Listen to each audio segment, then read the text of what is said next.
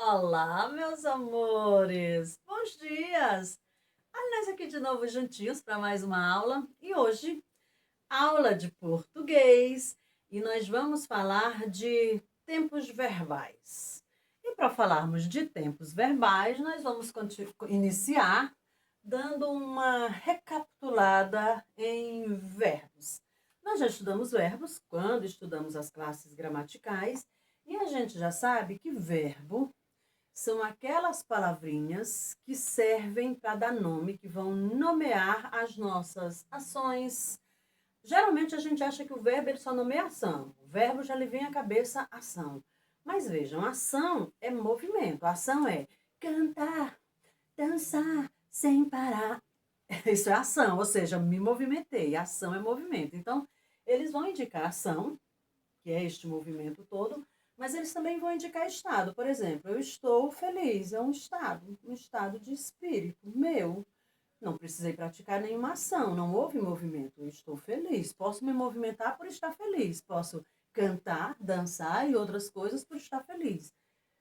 Mudança de estado também. Vejam, e aí quando eu falo em mudança de estado, é sempre interessante a gente observar o contexto da frase. Porque vejam, olha, quando eu digo Rose virou de lado.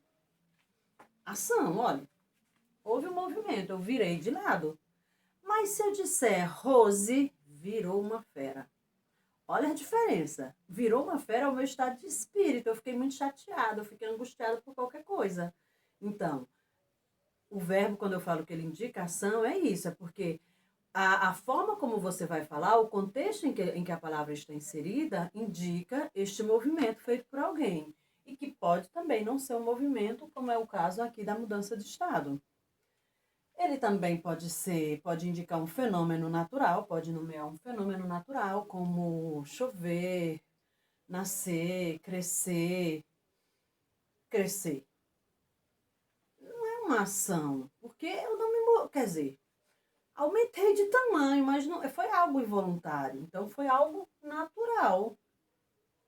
Então, esses fenômenos naturais, que a gente também costuma dizer fenômenos da natureza, fenômenos naturais, é a melhor forma de falar. Pode indicar uma atividade mental, refletir, pensar, imaginar, sonhar. Porque vejam, qual é a ação? Houve o movimento? Não houve o movimento.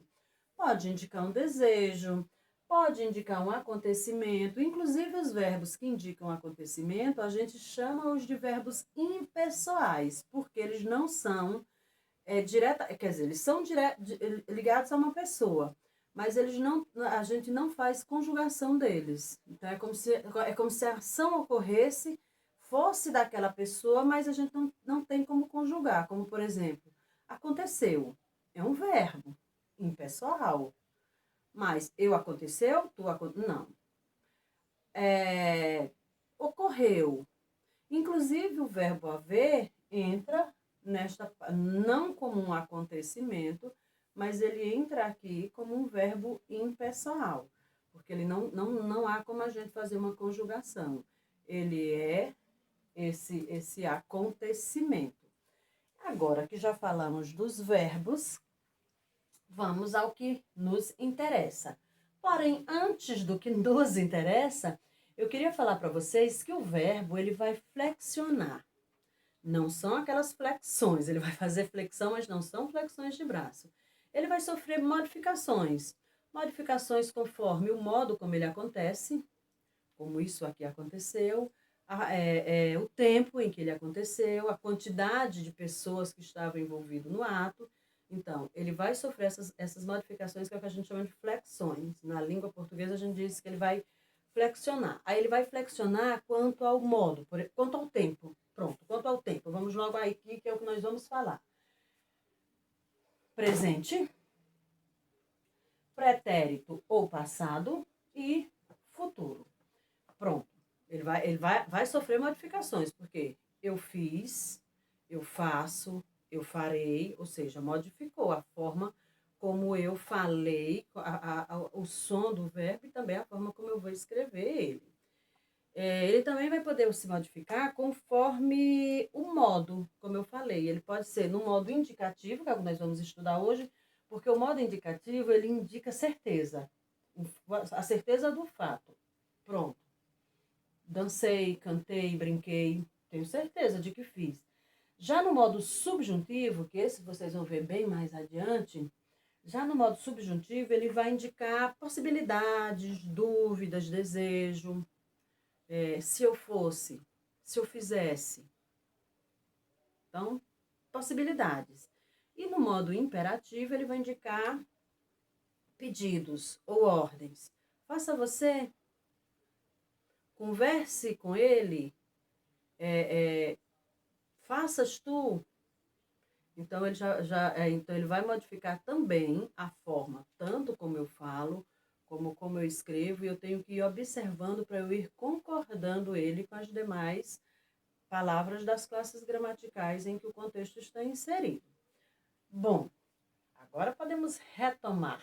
E aí ele também pode sofrer essas flexões também quanto ao gênero, plural, singular, se é uma pessoa só, se são mais de um, e quanto às pessoas, que é eu, tu, ele, nós, vós, eles. Então, isso a gente se aprofunda mais adiante, provavelmente nem seja nessa série, só mais adiante mesmo. Mas agora vamos realmente ao nosso trabalho de hoje. Então, tempos verbais do indicativo. Tempos verbais, presente, o que está acontecendo agora. Pretérito ou passado, o que aconteceu, já passou. E futuro, o que ainda acontecerá. O futuro a Deus pertence, ainda acontecerá. Aí vejam, o presente, como ele é fato presente, acontecido agora, pronto, ele é presente, acontecido agora. Não tem o que a gente acrescentar aqui.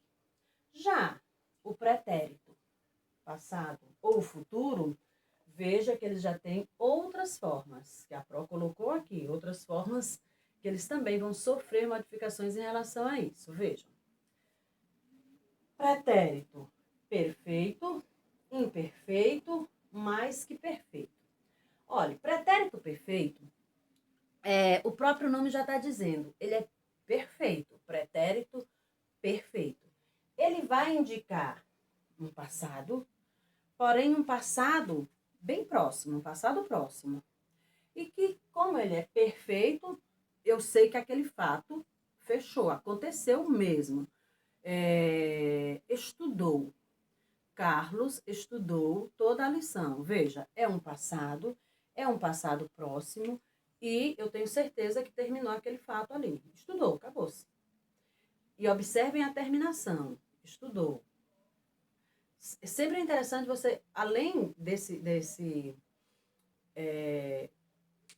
dessa fala que eu estou falando, além disso que eu estou dizendo aqui, em relação a essa observação de que é um passado muito próximo, observe também na terminação. Pretérito perfeito. Perfeito.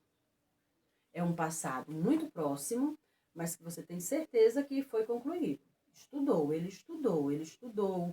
correu, ele comeu, ele saiu. Tenho certeza do que aconteceu. Fechou-se o fato. Pronto. Já o imperfeito, o próprio nome também já está dizendo, imperfeito. Ele já vai ser um passado um pouquinho mais distante e que eu não vou ter muita certeza se ele foi concluído. O Pedro, ontem passei na casa de Pedro e ele estudava a lição, mas eu não sei se ele terminou. Então, observem também, além do conceito, observem também essa terminação. Ele estudava, ele cantava. Observem também as terminações. Aí, o mais que perfeito. Olha, se o perfeito é perfeitíssimo, imagine o mais que perfeito, né? Só que o mais que perfeito, ele já vai ser um passado um pouco mais distante. Veja, o perfeito é um passado próximo, o imperfeito é um passado um pouquinho mais distante e o imperfeito mais distante ainda. Porém, o mais que perfeito, porém, ele, como o perfeito, ele vai indicar também que o fato acabou. Veja, eu posso dizer, ele, o garoto lá que estava estudando, ele estudar as lições antes do colega chegar. Ou seja, é um passado um pouquinho mais distante do que o imperfeito, porém, do que o perfeito e do que o imperfeito, mas é aquele passado também que eu tenho certeza que concluiu-se. Um passado que fechou, acabou-se. Compreendido até aqui? Então, vamos para o futuro. Ah, o futuro. Ah, como eu queria saber do futuro. Talvez não. Pois bem, o futuro tem lá suas duas subdivisões. Futuro do presente e futuro do pretérito. O futuro do presente, ele indica um fato, porque o futuro eu já sei que foi alguma coisa que é alguma coisa que ainda vai acontecer. Só que o futuro do presente, ele indica uma coisa que vai acontecer recente. Vai acontecer, mas não é muito longe, não.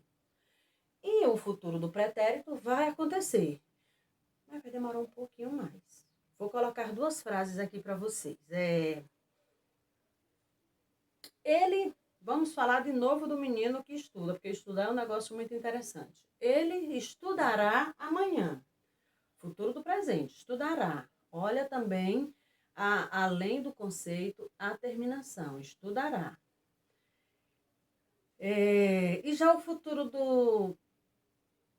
do presente, o futuro do pretérito, que já é um pouquinho, já é um fato que vai acontecer no futuro, mas já é um futuro mais distante.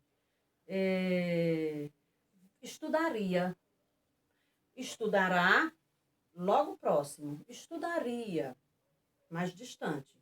Então, lembrem-se disso. Vamos só recapitular aqui. Pretérito perfeito.